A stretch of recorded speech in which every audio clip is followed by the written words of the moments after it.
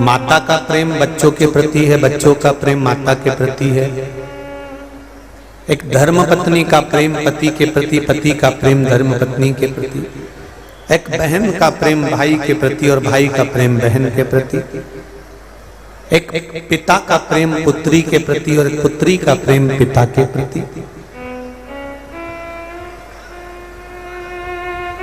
अब यहां पर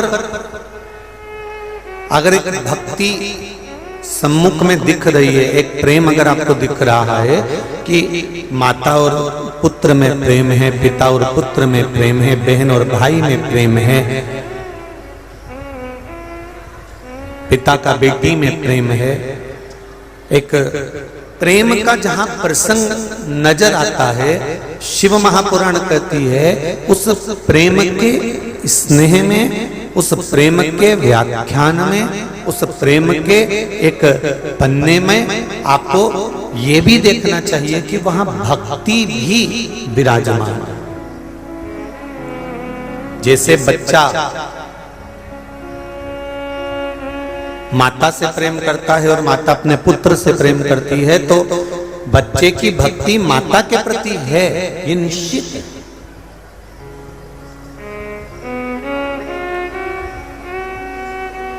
एक बहन और भाई का आपस में अगर प्रेम है तो भाई बहन के प्रति भक्ति रखता है और बहन भाई के प्रति भक्ति रखती है, ये निश्चित है।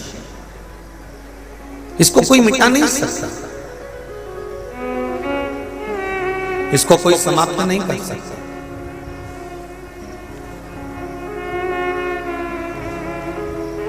जहां प्रेम है वहां भक्ति है, और जहां शिव है वहां आद्य शक्ति है, ये निश्चित है।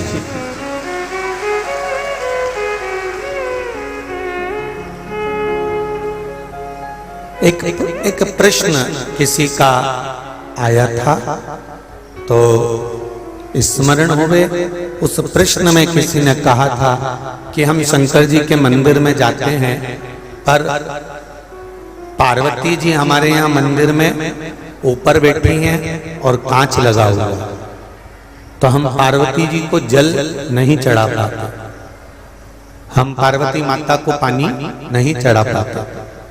तो शिव जी के मंदिर में गणेश जी भी एक साइड बैठे हैं, हम उनको भी जल नहीं चढ़ा पाते। शिव जी के मंदिर में कार्तिकेय भी एक साइड बैठे हैं, हम उनको भी जल नहीं चढ़ा पाते। तो क्या हम पार्वती जी की पूजन नहीं कर पाते, जल नहीं चढ़ा पाते, तो क्या हमको दोष लगेगा? हमें दोष तो नहीं लगेगा। शिव महापुराण की कथा कहती है कि 33 कोटि देवताओं का निवास भगवान शंकर के शिवलिंग में है। तुम जब शिवलिंग पर जल चढ़ाओगी तो सारे देवताओं को जल चढ़ाओ। अपनी बुद्धि में, अपने चित्त में, अपने मन में एक बात उतार कर रखना, राम जी का पूजन करा तो राम जी का ही पूजन है, कृष्ण भगवान का पूजन करा तो कृष्ण भगवान का ही पूजन है, देवी जी का पूजन करा तो देवी जी का ही पूजन है, ब्रह्मा जी का पूजन करा तो ब्रह्मा जी का ही पूजन है, सत्यनारायण भगवान का पूजन करा तो सत्यनारायण भगवान का पूजन ही है, गणेश जी का पूजन करा तो गणेश जी का ही पूजन है, संतोषी माता का पूजन करा तो संतोषी माता का पूजन ही है, दत्त भगवान का पूजन करा तो दत्त की ही पूजन है। पर केवल इनकी पूजन अगर हम कर रहे हैं तो इनकी पूजन मान्य है, पर अगर हम शंकर भगवान की पूजन कर रहे हैं तो कोई देवता तुम्हारे सामने है नहीं है, पर शंकर की पूजन करने से सारे देवताओं के पूजन का फल हमको प्राप्त हो जाता है।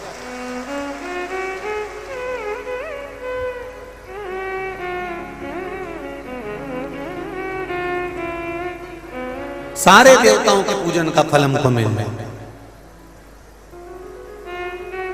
शंभु शरणे पड़ी मांगू घड़ी रे घड़ी, दुख काटो दया करी निदर्शन। संपूर्ण पूजन का फल हमें देवाधिदेव महादेव की पूजन से प्राप्त हो गया। जैसे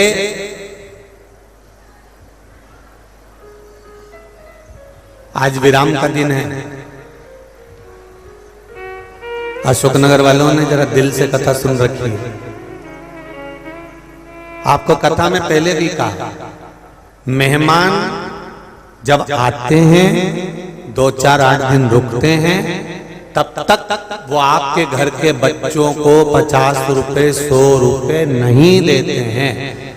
पर मेहमान जब घर से जाते हैं तब आपके छोटे बच्चों के हाथ में 50-100 रुपए 10 रुपए 20 रुपए पकड़ा कर जाते हैं। उसी तरह शिव महापुराण जब विराम लेती है जाती है तो मेरा देवाधिदेव महादेव भी आखिरी दिन कुछ न कुछ देकर ही जाता है, निश्चित है।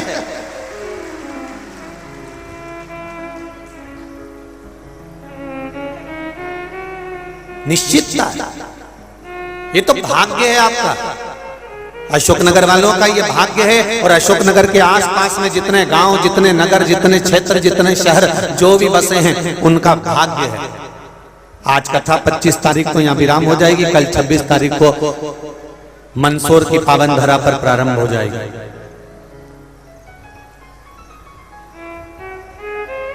ये राजा राजेश्वर की भूमि थी अशोकनगर, वो पशुपतिनाथ की पावन भूमि है मंदसौर।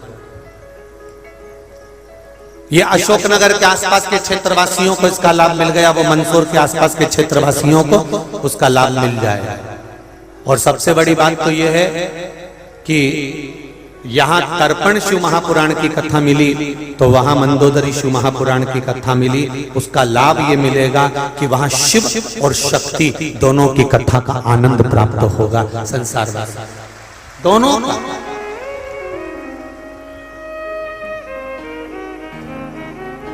जैसे जाते जाते मेहमान कुछ दे गए, उसी तरह मेरा शंभू, मेरा औघड़ी, मेरा दयालु, मेरा दातार, मेरा कुबेर भंडारी, मेरा शिव, मेरा औघड़ी, ये कोई साधारण नहीं, ये भी कुछ ना कुछ देता है। बस एक पत्र आया है, देखिए।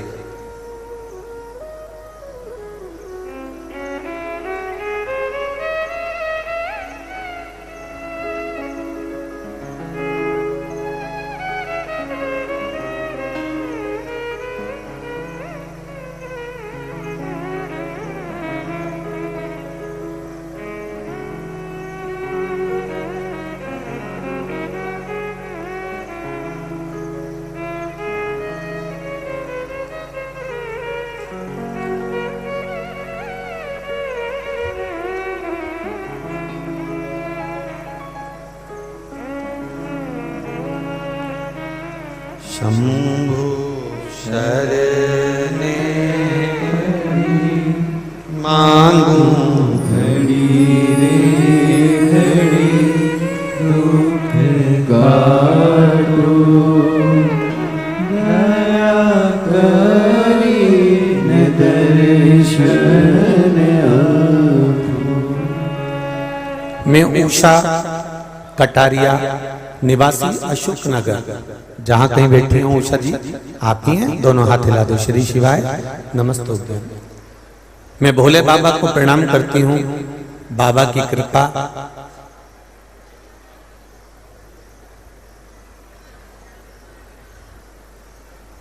मैं किराए के मकान का किराया भी 2013 को मेरे पति को हार्ट का बड़ा ऑपरेशन हुआ, इसी कारण मेरा मकान, दुकान सब थे, सब बिक गए। मेरी माँ हमारा खर्चा चलाने के लिए रुपए भेजती थी। गुरुजी, मैं बहुत ही दुखी थी। भोले कौन सी परीक्षा ले रहे हैं समझ नहीं पाई। 20 साल से जल तो मैं रोज ही चढ़ा रही थी, पर पता नहीं था कि जल चढ़ाने का नियम क्या था, पर कुछ ज्ञात नहीं था। कैसे जल चढ़ाया जाए, कैसे शिव को रिझाया जाए, समझ में नहीं आया। कभी मंदिर जाती, कभी नहीं जाती, कभी पहुंचती नहीं पहुंचती, बस चली जाती। गुरुजी, एक दिन मंदिर में श्री शिवाय श्रीवास्तव भाभी जी मिली और उन्होंने बताया, गुरुजी सीहोर वालों की कथा सुना करो, आपकी कथा सुनकर ही सीखा है कि बेलपत्र काली मिर्च का महत्व गुरुजी कैसे करना चाहिए। मेरे पति के कंधे पर बहुत दर्द आ गया और उनको शिवजी पर काली मिर्च चढ़ाकर उसका प्रयोग करा, उनका दर्द ठीक हुआ। फिर गुरुजी, मैंने पशुपतिनाथ का व्रत किया और मेरे बेटे के लिए मैंने ये व्रत करा था, भगवान से प्रार्थना करी कि बाबा कुछ नहीं मिला पर आप तो कृपा करो, और पशुपति व्रत कर कर मैंने बच्चे के लिए जैसे ही उसकी पढ़ाई और नौकरी के लिए करा, बाबा की कृपा ऐसी हो गई कि उसको ये पढ़ाई भी पूर्ण होकर और बाबा की कृपा से उसको नौकरी भी बाबा की कृपा से प्राप्त हुई है। श्री शिवाय नमस्तुभ्यं। गुरुदेव, अब मेरे भोले बाबा ने मेरा हाथ पकड़ लिया और धीरे धीरे धीरे धीरे अब मैं संभलना प्रारंभ हो गया। श्री शिवाय नमस्तुभ्यं। बैठिए। हर हर महादेव। कृपा किसको कहते हैं? शिव तत्व किसको कहते हैं? आप दिल से, हृदय से, चित्त से, मन से भगवान को एक बार रिझाना, एक बार पुकारना, एक बार उससे दिल की बात कहना, सुनेगा। मैंने तेरे ही बंसी, तेरे ही भरोसे हवा बिच उड़ती जावांगी, बाबा डोर तो छठी नामे कटी जावांगी। भोले मैं तेरी पतंग, शंभो मैं तेरी पतंग, हवा बिच उड़ती जागी, बाबा डोर तो छठी नामे कटी जावांगी। बड़ी मुश्किल से नाल मिलिया मैनू तेरा गवारा है, ओ बाबा तेरा गवारा है। एक को तेरा आसरा मैनू तेरा दवारा है, ओ बाबा तेरा सहारा है। जो कट गई ना सतगुरु, जो कट गई ना सतगुरु, तो मैं लुटी जावांगी, बाबा डोर तो छठी नामे कटी जावांगी। भोले मैं तेरी पतंग, शंभो मैं तेरी पतंग। ये बड़ी मुश्किल से मिला। इसमें मैं, मेरा अहंकार का जो संबोधन है, अभिमान है, अहमता है, इस अहंकार को, इस अभिमान को, इस अभिमान के संबोधन को कहीं उठाकर फेंक देना चाहिए, कहीं ले जाकर डाल देना चाहिए। जहां अभिमत्ता आकर खड़ी हो जाए वहां फिर स्मरण का कोई सुख नहीं रहता। अभिमत्ता को दूर करो, अभिमत्ता को।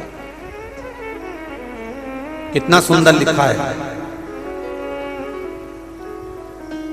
महाज्ञानी प्रखंड विद्वानों में विद्वान श्री देवाचार्य जी महाराज, जिनके एक शिष्य हुए श्री महेंद्र नाथ जी महाराज। एक बार महेंद्र नाथ जी अपने मित्रों के साथ में गुरुकुल में पढ़ने वाले सभी शिष्यों के साथ बैठे हुए थे।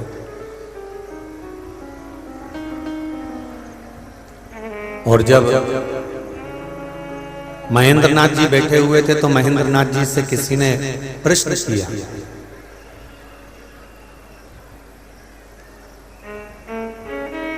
महेंद्र नाथ, पूछा, क्या तुम स्वर्ग जाओगे? एक विद्वान गुरु के शिष्य से यह पूछा जा रहा है, क्या तुम स्वर्ग जाओगे? महेंद्र नाथ जी ने कहा, मैं जाएगा तो स्वर्ग जाऊंगा। क्या बोला? मैं जाएगा तो स्वर्ग जाऊंगा। इतने में शिष्यों को थोड़ा सा गुस्सा आ गया। शिष्यों ने कहा, बताओ कितना अहंकारी है, कितना अभिमानी है। हम पूछ रहे हैं महेंद्र नाथ, क्या तुम स्वर्ग जाओगे? और महेंद्र नाथ कह रहे हैं कि मैं जाएगा तो स्वर्ग जाऊंगा। अब ये समझने वाले की विचार धारणा है। कहने वाला व्यक्ति कुछ भी कह देता है, ये समझने वाले के ऊपर है कि वो समझता क्या है। आपने तो अच्छा कहा, पर समझने वाला व्यक्ति, उसकी सोच, उसका विचार। दूध निकालने वाले ने दूध निकाल कर रख दिया, अब आपको उसको सोने के पात्र में रख रहे हो, चांदी के पात्र में रख रहे हो, तांबे के पात्र में रख रहे हो, कि मिट्टी के पात्र में रख रहे हो, कि किसी दोने में रख रहे हो, ये आपके ऊपर है। कथा कहने वाला, प्रवचन देने वाला, ज्ञान उपदेश देने वाला अपने विचार तुम्हारे सम्मुख में रख देता है। अब सोच, बुद्धि, चित्त ये तुम्हारा है कि तुम उसको किस पात्र में रख रहे हो। अगर आप सोने जैसे हो तो गुरु की वाणी को आप श्रेष्ठता में निकाल लोगे, और अगर आपकी बुद्धि, आपका चित्त मट्टी जैसा है तो आप उसमें से केवल मट्टी ही ढूंढ लोगे, उसमें से स्वर्णता नहीं निकाल सकते, उसमें से अच्छा नहीं निकाल सकते।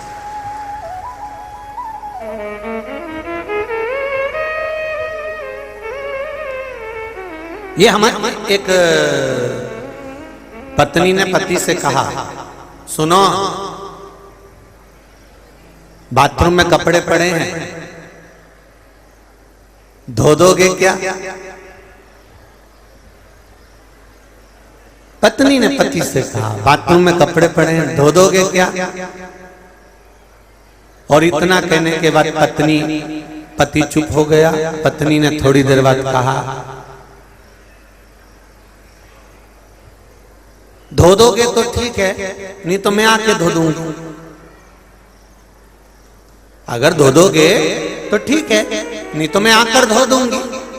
अब पति की बुद्धि, फिर वही वाली बात आ गई कि स्वर्ण का पात्र है कि चांदी का पात्र है कि तांबे का पात्र है। पति समझ गया कि इसने कहा है कपड़े धो दोगे क्या, और धो दोगे तो ठीक है, नहीं तो मैं आकर धो दूंगी। पति उतने में समझ गया ये कपड़े धोने की बात नहीं कर रही है, बाद में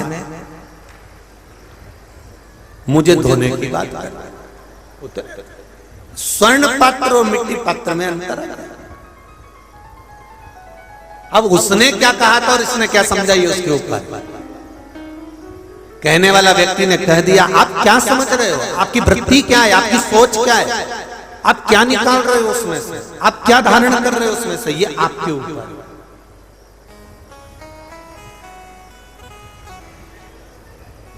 महाराज महेंद्र नाथ जी से पूछा, क्या आप स्वर्ग जाओगे?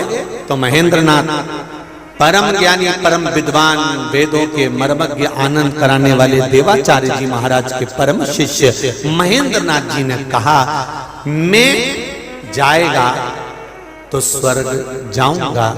ये बात शिष्यों को अच्छी नहीं लगी और समझे तो है नहीं, और गुरु जी के पास पहुंच गए। गुरुदेव, गुरुदेव, गुरु जी बैठे हुए थे, स्मरण कर रहे थे।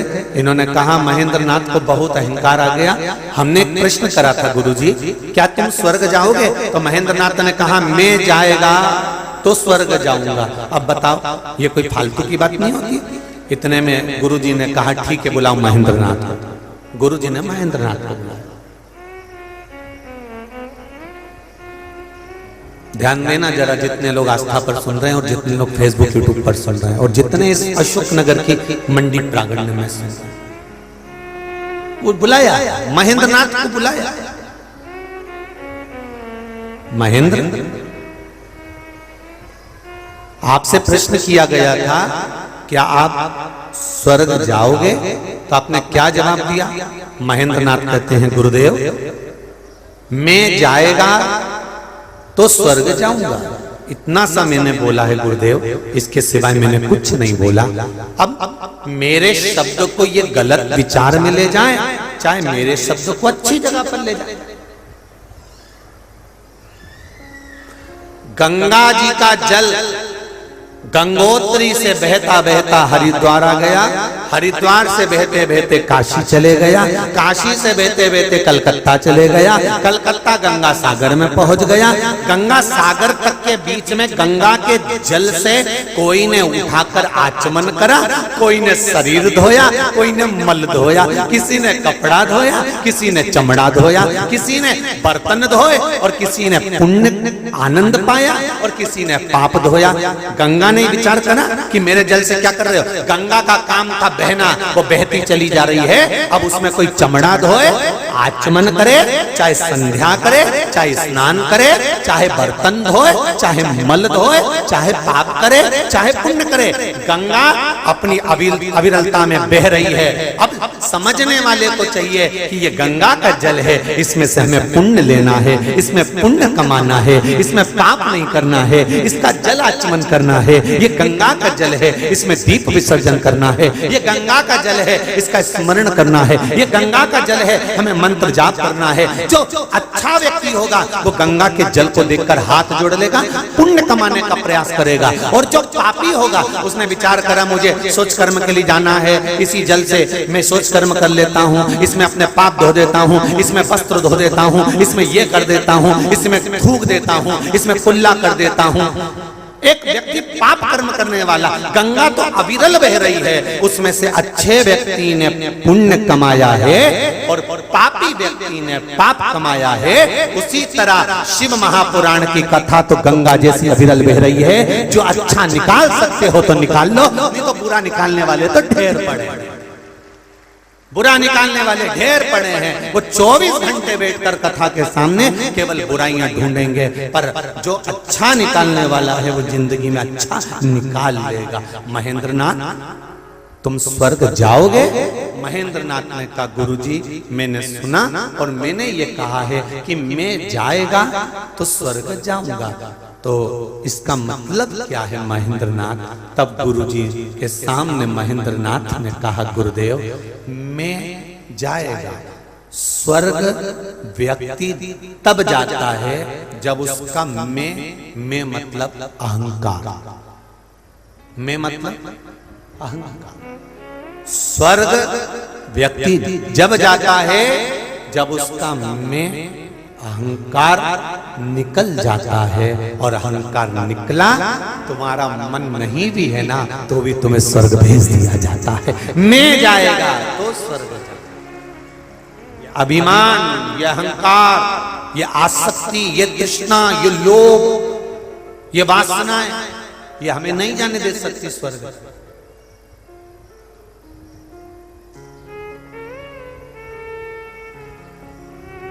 कुछ अच्छा निकालिए, कुछ अच्छा निकालने का प्रयास करिए।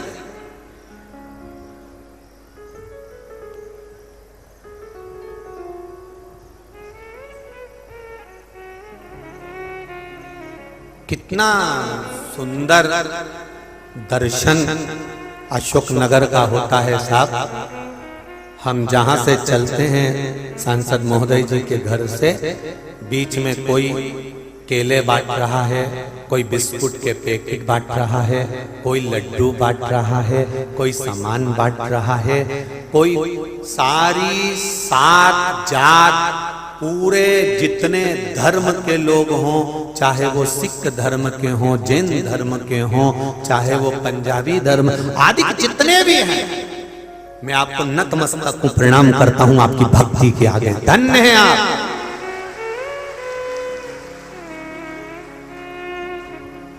एकता का सूचक दिया है अशोकनगर की भूमि पर। कहीं दिगंबर जैन, कहीं श्वेतांबर जैन, कहीं सिख समाज, कहीं ब्राह्मण समाज, कहीं क्षत्रिय, कहीं वैश्य, कहीं शूद्र, हर तरह का व्यक्ति, एक छोटे से छोटे तबके का भी व्यक्ति, एक छोटे से छोटे जीव भी सेवा में लगा हुआ है। हम रात को भी देख रहे थे, हम आए मिलने तभी भी हमने देखा, और दिन में जाते हैं आते हैं तभी भी हमने देखा कि वास्तव में समर्पण किसको कहते हैं, स्नेह किसको कहते हैं, वात्सल्यता किसको कहते हैं, ये अशोक नगर की धरा से सीखना चाहिए, यहाँ के पुण्यमय भूमि से सीखना चाहिए। क्या मिलता है, क्या दिया है, क्या प्रदान किया है।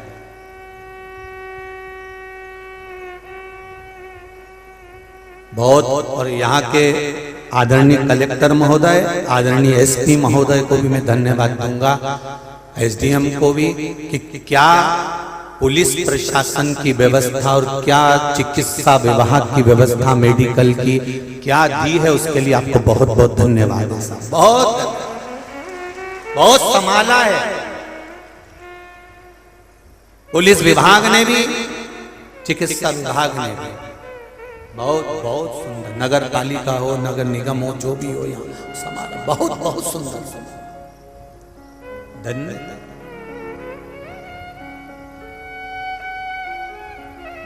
और जब अपने नगर में कोई धार्मिक आयोजन हो तो मेरा निवेदन है, जैसे आज आप सब सातों जात, सारे धर्म एक हो गए हैं, जब अशोक नगर में कोई धार्मिक कार्य हो या अपने नगर में हो तो ऐसे एक हो जाना चाहिए, ऐसी एकता होना चाहिए। ये एकता का बिंदु है, ये सुख है। और जब सब एक हो जाएंगे तो किसकी सामर्थ्यता है फिर कोई आंख दिखा ले। 3 बैल, कितने बैल? 3 बैल जंगल में घूमते ठाट से, शान से। 3 बैल जंगल में घूमते हैं ठाट से और शान से। शेर शिकार करने आता है और बैल उसको मारकर भगा देते। शेर ने एक व्यक्ति से पूछा कि मैं बैलों का शिकार कैसे कर सकता हूं, ये तो मुझे मारकर भगा देते हैं। तो विद्वान था वो व्यक्ति, उसने कहा एक काम करो कि इन बैलों में आपस में झगड़ा करा दो। जब बैलों में झगड़ा हो जाएगा सब एक दूसरे से दूर हो जाएंगे, कोई किसी के साथ नहीं चलेगा। जब अकेला रह जाएगा तो कभी भी निपटा लेना। और उस शेर ने एक को बुलाया, उसको भड़काया कि तेरा भाई बैल ऐसा है, वो ऐसा है, वो इस धर्म का है, वो इस संप्रदाय का है, वो इस जगह का है। उसने ऐसा कह दिया, उसने वैसा कह दिया। अब बैलों में झगड़ा हो गया, कोई किसी के साथ जंगल में नहीं जाता, सब अकेले अकेले जाते हैं। पहला बैल जंगल में अकेला गया और अकेला गया तो उसका शिकार शेर ने करा। दूसरे बैल देख रहे थे, उन्होंने कहा कौन बचाए, बड़े अभी तो लड़कर गया था, मेरा मेरा कर रहा था, अब जा अच्छा शेर इसको खाए। एक को बैल को शेर खा गया, दूसरा बैल फिर जंगल में गया, उसको भी खा लिया गया। तीसरा बैल फिर जंगल में गया तो शेर ने पूछा उस बैल से, बैल तुझे मालूम है कि तेरे साथ वाले ये भाई कैसे मरे हैं? बैल कहता है मैं तो जानता था कि ये तेरी चाल है कि इन सब धर्मों को, सब शास्त्रों को, सब तरह के सनातनियों को एक दूसरे से विभाजित कर दो, फिर एक एक करके निपटा दो। ये राजनीति तो पहले से चली आ रही है। अरे शेर, मैं समझ गया था, ये मेरी बुद्धि में बैठ गया था और मैं जानता हूं कि अब मेरा भी शिकार हो जाएगा।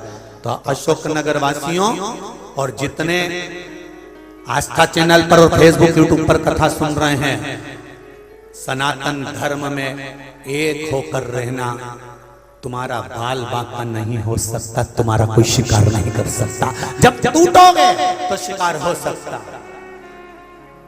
जब एक दूसरे के विरोध में खड़े हो जाओगे तो कोई तुम्हारा शिकार कर सकता है, पर जब तक एक बनकर रहोगे किसी की सामर्थ्यता नहीं है साहब।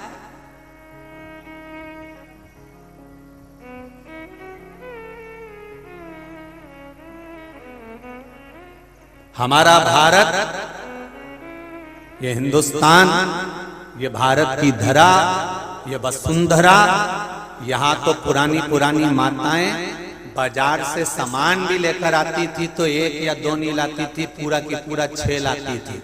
अगर गिट्टी का वो धागे की गिट्टी होती ना, वो 1 लाती नहीं थी, सेट लेके आती थी। कितनी गिट्टी का सेट? अरे बोलो जम क्या, 6 गिट्टी, 12 गिट्टी। बर्तन भी लाती थी ना, तो बर्तन वाले से कहती थी, बर्तन वाले से कहती थी कि 1 कटोरी दो, नहीं, बर्तन वाले से क्या कहती थी? जम के बोलो जरा, 6 कटोरी का सेट दो, 12 कटोरी का सेट दो, 4 कटोरी का सेट दो। अकेली तो कटोरी माताएं लाती नहीं थी, थाली लाए तो सेट की, सामान लेकर आई तो सेठ की। ये तो दुनिया के लोगों को अब बता दिया गया कि हम दो और हमारे दो, नहीं तो पहले तो सेठ में चलते थे, बेटे भी होते थे तो 4 होते थे, एक को दुख आ जाए तो 3 पीछे से दौड़ पड़े। यहाँ तो परिवार का जो आनंद भी होता था तो सेठ में होता था। हमारे घर में 4 बच्चे हैं, 2 बहनें, इतना बड़ा परिवार है। पहले लड़की ब्याहते थे तो ये देखकर ब्याहते थे कि इतना बड़ा परिवार है तो बेटी ब्याह दो, दुख आएगा तो किसी से कहकर मन हल्का कर लेगी। आज के जमाने में बेटी ब्याहना है तो पहले विचार करते हैं नौकरी वाला है कि धंधे, नौकरी करता है कि धंधा करता है। धंधा करता है तो लड़की विचार करूंगी तब दूंगी। अगर नौकरी करता है, भले कैसा भी नौकरी कर रहा हो, पर नौकरी वाला लड़का चाहिए। क्यों? क्योंकि दूसरी जगह नौकरी करेगा तो ये डोकरा डोकरी के चक्कर में नहीं पड़ेगा, मेरी लड़की पे ध्यान देगा, इन बुढ़ा बुढ़ी को छोड़ के आराम से जिंदगी जिएगा। नौकरी वाला चाहिए।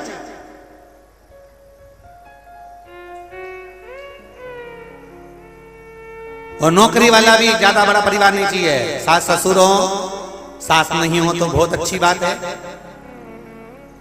सबसे ज्यादा दिक्कत तो इनसे ही है। पर ये नहीं समझते कि घर की एक नारी, घर की एक माँ, घर की एक स्त्री, घर की एक बहन, घर की एक बेटी अगर घर में है तो उस घर में लक्ष्मी कहां से आती है ये मालूम नहीं पड़ पाता। जब तक मां है, जब तक बेटी है, जब तक बहन है, जब तक